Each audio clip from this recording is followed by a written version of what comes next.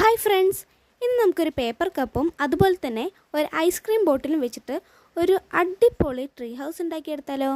അതിനായിട്ട് വൈറ്റ് സിമെൻറ്റും കൂടി മിക്സ് ചെയ്തിട്ട് ഒന്ന് അറ്റാച്ച് ചെയ്ത് കൊടുക്കുക.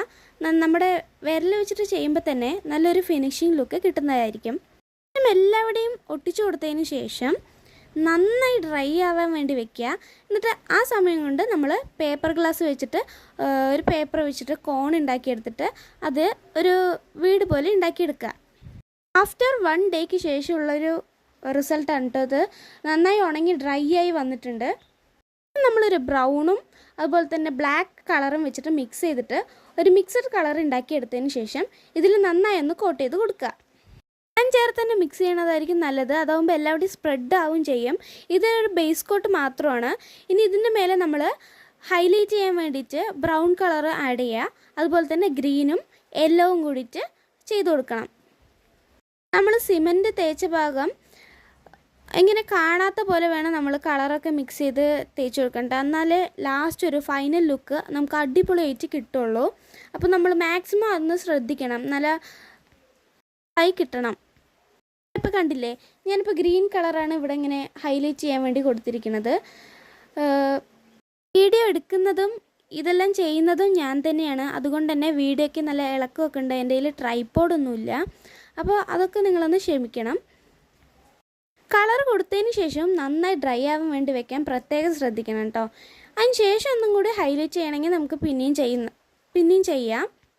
ഇപ്പം ഞാനിവിടെ യെല്ലോ കളറ് ഒന്ന് ഹൈലൈറ്റ് ചെയ്യാൻ വേണ്ടി കൊടുത്തിട്ടുണ്ട്. അതുപോലെ തന്നെ ലൈക്ക് ചെയ്യാനും ഷെയർ ചെയ്യാനും കമൻറ്റ് ചെയ്യാനും സബ്സ്ക്രൈബ് ചെയ്യാനും ഒന്നും മറക്കരുതേ.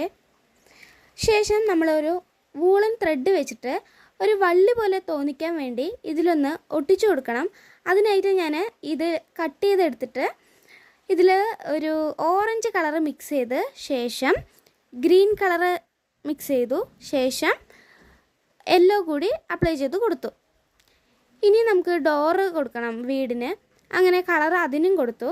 ശേഷം ടിഷ്യൂ പേപ്പർ ഈ മുറിച്ച മരത്തിൻ്റെ അറ്റ ഭാഗത്തായിട്ട് ഒന്ന് ഒട്ടിച്ചു കൊടുക്കണം.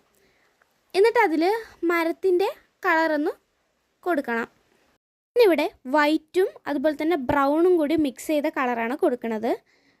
ഇതന്നെ നിങ്ങൾക്കും ചൂസ് ചെയ്യുന്നതേ ഉള്ളൂ കേട്ടോ. അല്ലെങ്കിൽ ഇതുപോലത്തെ കളർ ഉണ്ടെങ്കിൽ അതും കൊടുക്കുക. എന്നിട്ട് നമുക്ക് ചകിരി എടുത്തിട്ട് അതിലെ ചകിരിച്ചോറൊന്ന് സെപ്പറേറ്റ് ചെയ്ത് എടുക്കാം. എന്നിട്ട് ചില ഭാഗത്ത് മരത്തിൻ്റെ ചില ഭാഗത്ത് ഇതൊന്ന് ഒട്ടിച്ചു കൊടുക്കാം. നമുക്കൊരു പായൽ പൂപ്പൽ പോലെ തോന്നിക്കാൻ വേണ്ടിയിട്ടാണ് ഇങ്ങനെ ചെയ്യുന്നത് കേട്ടോ. നമുക്ക് വീടിനും കൂടി ഒന്ന് ചെയ്ത് കൊടുത്താൽ അടിപൊളിയായിരിക്കും. ശേഷം നമ്മൾ കളർ ചെയ്ത് കൊടുക്കുക. പിന്നെ ഒരു കാര്യം ശ്രദ്ധിക്കണം, നന്നായി ഒട്ടിയതിന് ശേഷം മാത്രം കളർ ചെയ്യാൻ പ്രത്യേകം ശ്രദ്ധിക്കുക. അല്ലെങ്കിൽ നമ്മൾ ബ്രഷിലൊക്കെ ഇത് ഒട്ടിപ്പിടിക്കാൻ സാധ്യത വളരെ കൂടുതലാണ്.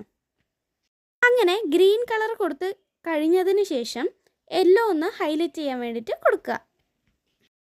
പിന്നൊരു കാര്യം, നമ്മൾ ആദ്യത്തെ ഷോർട്ട് വീഡിയോ ഇട്ടപ്പോൾ തന്നെ നമുക്ക് 12 സബ്സ്ക്രൈബേഴ്സ് ആയിട്ടുണ്ട്. അതിൽ വളരെ സന്തോഷമായിട്ടുണ്ട് കേട്ടോ. അത്ര ചെറിയ കാര്യമൊന്നുമല്ല എന്നാണ് എൻ്റെ വിശ്വാസം. ഇനിയും നിങ്ങളെൻ്റെ വീഡിയോ കാണണം, സപ്പോർട്ട് ചെയ്യണം, അതൊന്നും മറക്കല്ലേ. ഇനി വിഷുവിനെ സംബന്ധിച്ച കുറേ വീഡിയോസ് ഈ ചാനലിൽ അപ്ലോഡ് ചെയ്യുന്നതായിരിക്കും. അതൊക്കെ മസ്റ്റായിട്ട് വാച്ച് ചെയ്യണേ. നമുക്ക് പൈസ ലാഭിക്കാനുള്ള കുറേ സംഭവങ്ങൾ അതിലുണ്ട്. ഞാൻ എല്ലാം പ്ലാൻ ചെയ്ത് വെച്ചിട്ടുണ്ട്, ഒക്കെ അപ്ലോഡ് ചെയ്യുന്നതായിരിക്കും.